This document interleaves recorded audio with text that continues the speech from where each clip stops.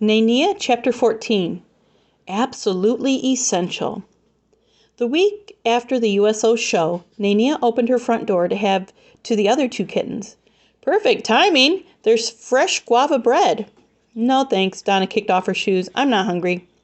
Nanea stared. Donna had never turned down a sweet treat. Then Nanea realized that Donna wasn't chewing gum. "Are you okay?" Donna opened her mouth to say something, then closed it again.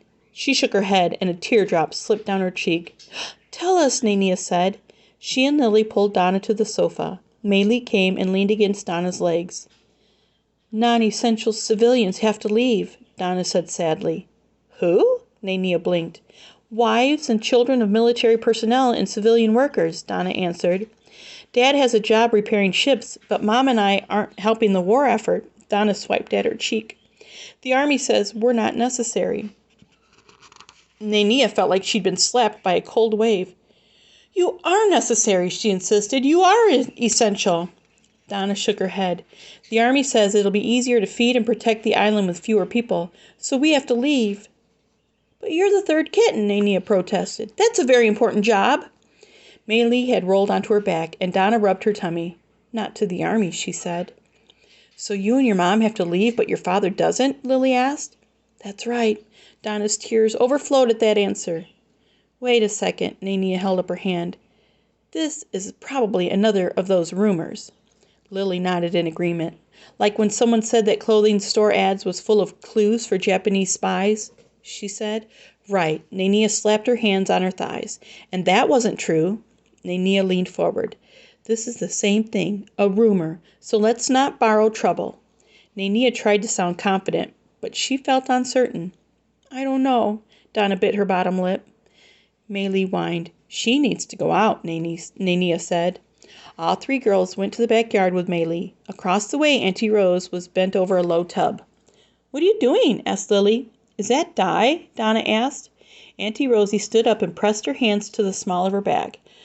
"Now that the tourists have stopped coming, we lay sellers don't have any customers.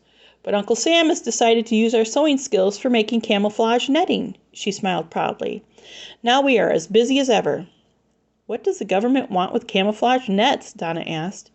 "They'll use them to cover buildings and equipment and even soldiers," Auntie Rose explained. "That way enemy planes can't see them from the air." "Camouflage nets are essential," Nanea thought. "But my friend isn't?" Suddenly Nanea had an idea. "Can we help?" she asked Auntie Rose. Donna and Lily gave her funny looks, but Nanea didn't care. If it wasn't a rumor, if non-essential civilians had to leave, then she had a plan. As long as Donna did something essential, she would be essential. The government would have to let them stay. Auntie Rose handed each girl a stout stirring stick. "Be careful not to get any of the dye on your clothing," she said, "or yourselves." Nanea's tub was olive green. She stirred the murky water in a figure-8 pattern. Donna stirred brown and Lily black. They stirred and stirred and stirred.